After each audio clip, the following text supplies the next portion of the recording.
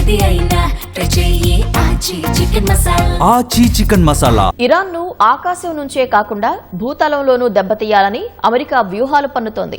Iran క్షిపణి కేంద్రాలను వైమానిక దాడులతో పూర్తిగా నిర్వీర్యం చేయడం సాధ్యం కాదని భావిస్తున్న ట్రంప్ సర్కార్ గ్రౌండ్ ఆపరేషన్ దిశగా అడుగులు వేస్తోందన్న ప్రచారం వినిపిస్తోంది. అయితే ఇరాన్ కూడా ఏమాత్రం తగ్గడం లేదు. తమ భూభాగంలోకి అడుగు పెడితే అమెరికాకు అది మరణ శాసనమే అంటూ ఇరాన్ సైన్యం హెచ్చరిస్తుంది. ఏకంగా 10 లక్షల మంది సైనికులను మోహరించి భూతల పోరుకు సన్నద్దంగా ఉన్నామని చాటుతోంది. యుద్ధం అంచనాలు తలకిందులవడంతో ఇరాన్లో భూతల దాడులు నిర్వహించేందుకు అమెరికా సైన్యం సిద్దమవుతున్నట్లు వార్తలు వస్తున్నాయి. ఆ అనుమానాలను పెంచుతూ ప్రపంచంలోని వివిధ స్థావరాల్లో మోహరించిన మెరైన్లు సైనికులను America central command middle east కు తరలిస్తోంది.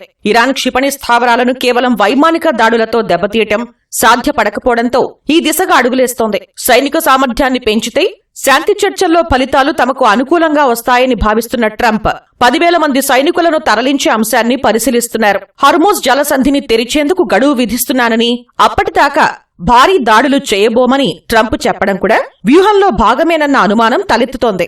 అయితే ఇరాన్ సైన్యం ఏమాత్రం భయపడకపోగా అమెరికాకు తీవ్ర హెచ్చరికలు చేస్తోంది. ఇరాన్పై భూతల దాడులకు దిగితే అమెరికా భారీ మూల్యాన్ని చెల్లించుకుంటుందని Iranian army ground force commander brigadier general Ali Jahan Shahi హెచ్చరించారు. తమ ప్రతి అంగుళం భూభాగాన్ని సుశిక్షితులైన సైనికులు రక్షిస్తున్నారని పేర్కొన్నారు. ఎలాంటి పరిస్థితులకైనా సిద్ధంగా ఉన్నామని వివరించారు.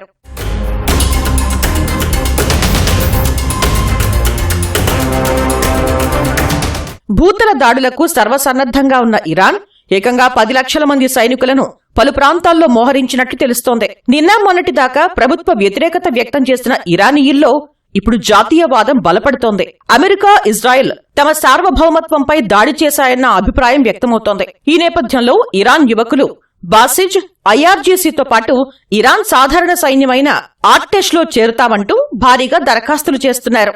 ఇరాన్ భూతల సైన్యం ప్రపంచంలోని అత్యంత అనుభవజ్ఞులైన, కఠినమైన శిక్షణ పొందిన దళాలలో ఒకటిగా ఉంది.